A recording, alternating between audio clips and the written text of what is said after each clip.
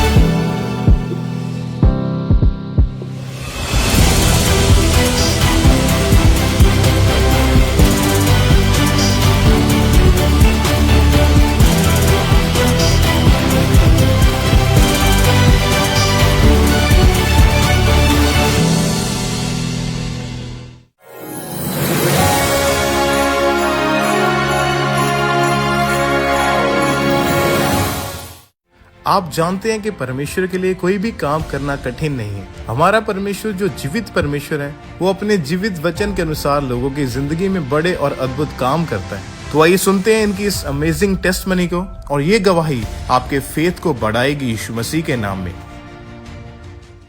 सबको जय मसीह की।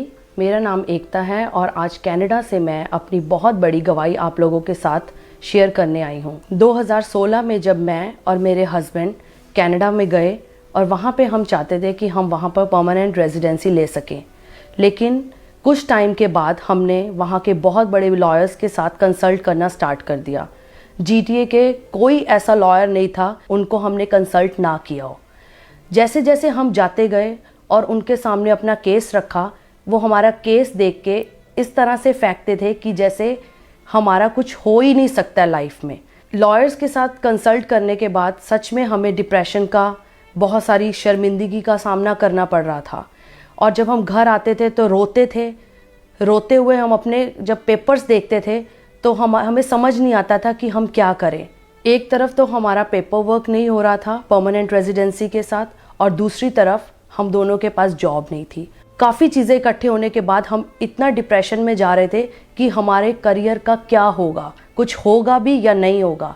लगभग हमने 10 से 12 लॉयर्स को कंसल्ट किया होगा और उन सब की वर्डिंग्स यही थी कि हमारा कुछ नहीं हो सकता है, क्योंकि हमारा केस बहुत ज़्यादा वीक था और हमें भी ऐसा डर लगता था कि हमारा भी कुछ होगा या नहीं होगा।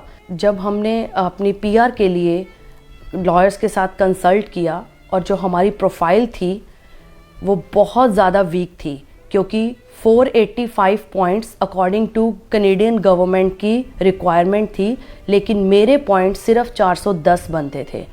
और उसमें फिर मुझे पता लगा कि मुझे IELTS में बहुत हाई स्कोर चाहिए और उसके दौरान मैंने 7 बार आइलेट्स दिया और तब भी मेरी वो रिक्वायरमेंट पूरी नहीं हो पाई और मैं इतनी डिप्रेस हो गई। एक दिन तो आके मैंने अपने सारे आइलेट्स के सर्टिफिकेट फेंके।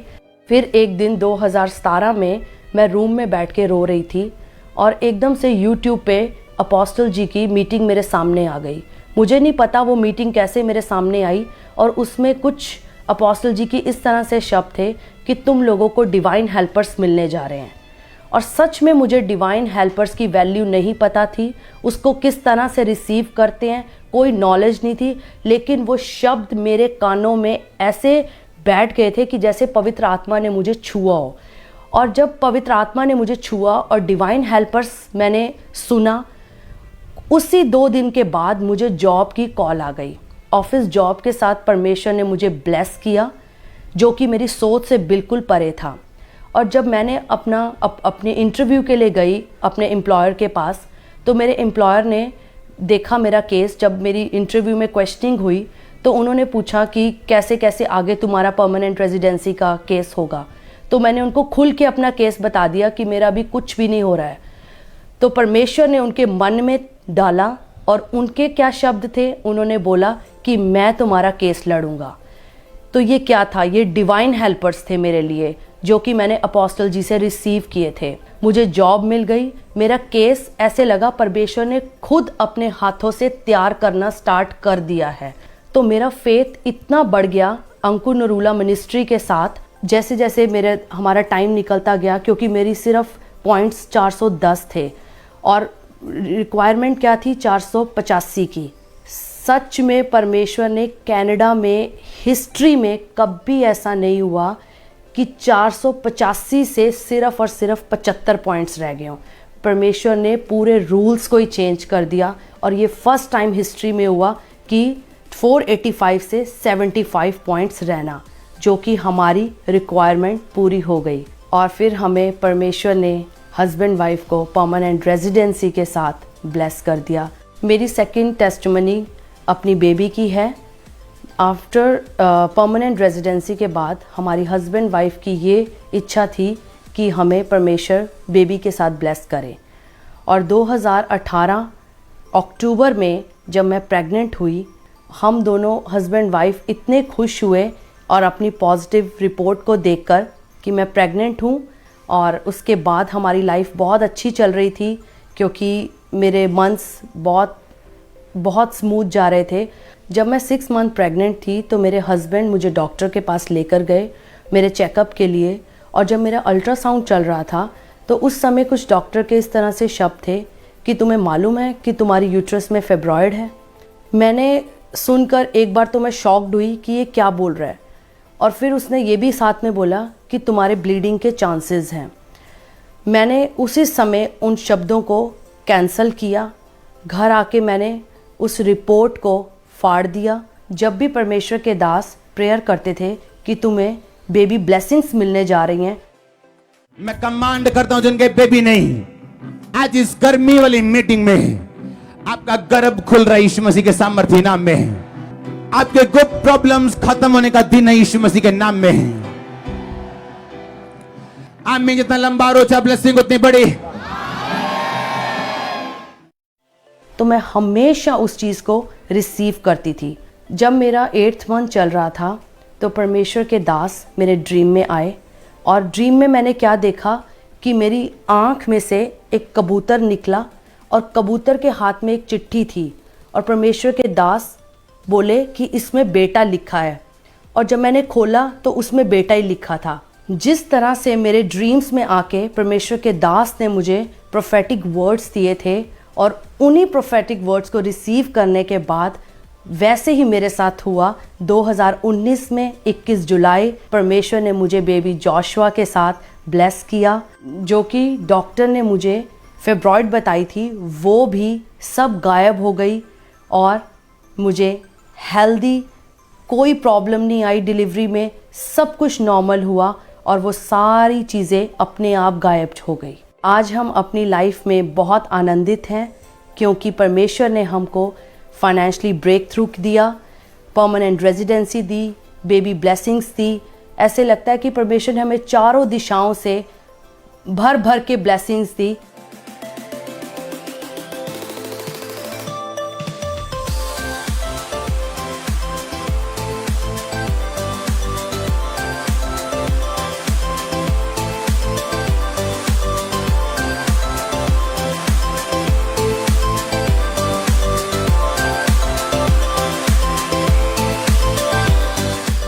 इन बड़ी आशीषों के लिए मैं सच में परमेश्वर का बहुत बहुत थैंक्स करती हूँ, और साथ में मैं परमेश्वर के दास दासी का भी बहुत दिल से थैंक्स करती हूँ।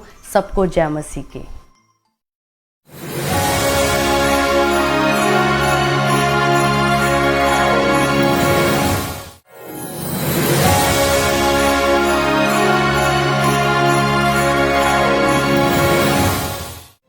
बाइबल में लिखा है कि परमेश्वर प्रभु यीशु मसीह ने बहुत सारे ऐसे बड़े चमत्कार किए जिसको देखकर भीड़ चकित हो जाती थी। यानी लोग यीशु मसीह के चमत्कारों को देखकर हैरान हो जाते थे कि ये कैसे संभव है। तो कुछ आज ऐसा ही एक बड़ा मिरेकल आप देखने जा रहे हैं जो परमेश्वर ने इस परिवार की जिंदगी में किया। जब आप सुनोगे, हमारा विश्वास है कि परमेश्वर का आत्मा आपकी जिंदगी में बड़े और अद्भुत काम करेगा। तो आइए इस अद्भुत गवाही को हम सुनते हैं। सभी को जय मसीह की। मेरा नाम स्वप्नजीत दिवे है। मेरे मिसेस का नाम मीनाक्षी दिवे है। हम महाराष्ट्र से रहने वाले हैं। आज हम मेरे जीवन की सबसे अद्भुत बड़ी गवाही देने जा रहे हैं। 2023 की बात है। मुझे शैतानी अटैक्स आने शुरू हो गए थे। शैतान मुर्दा लोग मुझे दिखाई देते, सपने में मुझे मुर्दा ही लोग दिखाई देते थे। सपने में मुझे सांप जानवर दिखाई देते थे। जब मैं रात में घर वालों को आवाज़ लगाता था, लेकिन घर वालों को आवाज़ सुनाई नहीं देती थी। जब मैं सुबह उठता था, जब मेरे बॉडी में बहुत थकावट महसूस होती थी, मैं एक सेल्समैन था, मुझे काम पर जाने का मन नहीं करता था और मैं बहुत छुट्टी करता था। छुट्टी मारने के कारण मेरी जॉब छूट गई थी। मेरा स्वभाव बहुत चिड़चिड़ा हो गया था। धीरे धीरे मेरे अटैक्स और भी बढ़ने लगे थे। फिर मैं घर में, मुझे मेरे पे कंट्रोल नहीं रहता था। मैं घर में कोई भी चीज़ उठा के पटक देता था। ज़रा सा भी शोर हुआ, आवाज़ हुआ तो मैं गाली बक देता था। बच्चों को मारता था। वही कारण मेरे बच्चे मुझसे डरने लगे थे। मैं दीवारों पे मेरा सिर पटकता था और बाल नोचता था मेरे। मतलब मेरे गुस्से पे मुझे कंट्रोल नहीं रहता था। जो भी मेरे रिश्तेदार थे, जो भी लोग थे, वो मुझसे बहुत डरते थे। घर के आजू बाजू वाले लोग कहते थे कि बहुत हल्ला करते हैं, गाली देते हैं। मैं घर के बाहर जब जाता था तब मुझे मेरे बच्चे या मिसेज ढूंढने के लिए निकल पड़ते थे शाम में। जब मेरे पति को शैतानी अटैक्स होते थे तब वो उन्हें के गंदी गंदी गालियाँ, कुछ भी गंदा गंदा बोलते थे। मेरे को वो अच्छा नहीं लगता था। मारते थे सब बच्चों को। मेरे को इनका काम भी छूट गया था। हमारी ज़रूरतें पूरे नहीं हो रही थी। इसके कारण घर में पूरा इतनी गरीबी आ गई थी हमारे घर में कि खाने के लिए भी पैसे नहीं थे हमारे पास। मैं खुद स्टाफ नर्स थी। इनके पागलपन के अटैक्स के कारण मेरी ड्यूटी भी छूट गई और घर में ही रुकने लगी मैं इनको संभालने के लिए। ये कहाँ पे भी जाते थे और रात भर आते नहीं थे घर पे कभी। हम ढूंढने के लिए, बच्चे हम लोग ढूंढने के लिए जाते थे। हमारे घर का माहौल पूरा झगड़े का रहता था। दिन और रात में झगड़ा ही रहता था घर में। ये अटैक्स के कारण बच्चे भी घर में नहीं आते थे कि ये मारेंगे पीटेंगे। इसके कारण वो घर में भी नहीं आते थे। मैं मेरे पति को महाराष्ट्र के छत्रपति संभाजी नगर के प्राइवेट हॉस्पिटल में लेकर गई। जब हम हॉस्पिटल में गए तब ने क्या, डॉक्टर लोगों ने कहा कि ये पूरी तरह से पागल हो चुके हैं, इनको एडमिट भी करना पड़ेगा और शॉक भी देना पड़ेगा। ये सुनकर ये वहाँ से भाग गए कि मुझे एडमिट नहीं होना करके। हम दवाई भी खिला रहे थे लेकिन इनकी हालत में कोई भी सुधार नहीं था। फिर मैं इन्हें दूसरे हॉस्पिटल में, हम शासकीय रुग्णालय में लेकर गई। वहाँ पे भी उन्होंने ट्रीटमेंट देनी चालू कर दी। उन्होंने भी गोलियाँ स्टार्ट की और इन्हें प्रॉपर ट्रीटमेंट के लिए शॉक देने के लिए बोले उन्होंने भी।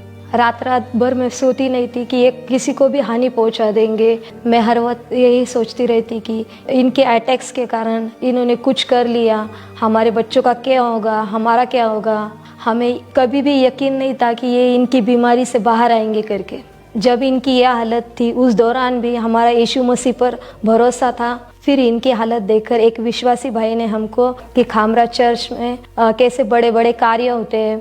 फिर हमने अंकुर नरोला मिनिस्ट्री की ऑनलाइन मीटिंग को अटेंड करना शुरू कर दिया। जब भी परमेश्वर के दास घोषणाएं करते थे, तब मैं अपने पति के लिए वो रिसीव करती थी। जब भी मैं कामरा चर्च की ऑनलाइन मीटिंग देखता था मुझे शांति महसूस होती थी। फिर 14 सितंबर 2025 को कामरा चर्च की ऑनलाइन मीटिंग देख रहा था। उस दिन परमेश्वर के दास ने प्रार्थना की और मैंने उसे रिसीव की। ए बीमार शरीर चंगा हो जा, ए डिप्रेशन गायब हो जा, ए बीमार हड्डी चंगी हो जा, ए ब्लड में इन्फेक्शन चंगी हो जा, इन्फेक्शन प्रभु यीशु मसीह के नाम में मांगते हैं, आमीन हो जाए आशीष हमारी।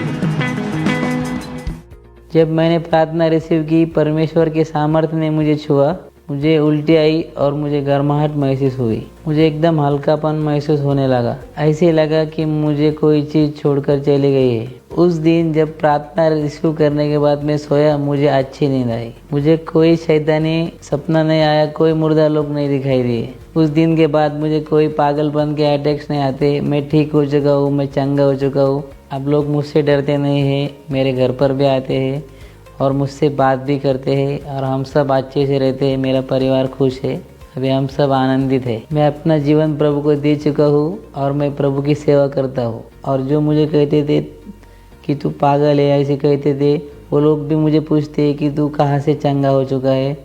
तो मैं उन्हें यीशु मसीह का नाम बताता हूँ। मैं उन्हें बताता हूँ कि मेरे प्रभु यीशु ने मुझे चंगा किया है। अभी ये पूरी तरह से अच्छे हो चुके हैं, इनको पागलपन के अटैक्स भी नहीं आते हैं। अभी हमारा परिवार भी सुख शांति से रहता है, बच्चों में भी अच्छी तरह से रहते हैं, हमारी सारी ज़रूरतें भी पूरे करते हैं और बच्चों का भी ख्याल रखते हैं। हम दोनों भी प्रभु का सुसमाचार सुनाते हैं। जिन लोगों को पागलपन के अटैक्स आते हैं, मैं उन लोगों को बताना चाहता हूँ कि प्रभु यीशु ही जीवंत मसीह है। मेरा विश्वास है प्रभु यीशु ने जिस तरह मुझे आज़ाद किया, उस तरह आप लोगों को भी प्रभु यीशु आज़ाद करेंगे।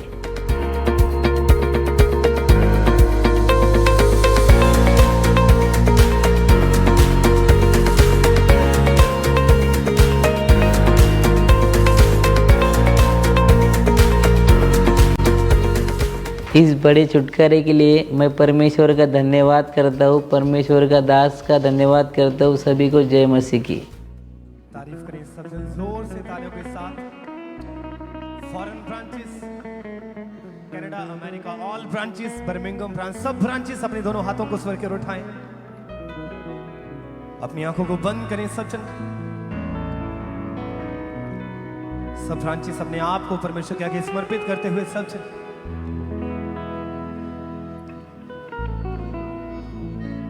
मैं नदियों दे किनारे ते लगिया होया रुख हां, मैं नदियों दे किनारे ते लगिया होया रुख हां।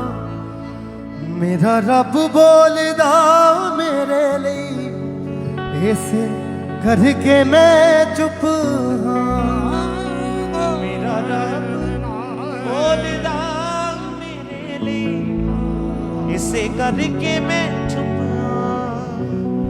मेरा रब बोलदा मेरे लिए, इसे करके मैं चुप हां। फॉरेन ब्रांचेस सब जन अपने दोनों हाथों को स्वर के उठाएं, इसी लाइन को गाएंगे सब जन कहेंगे।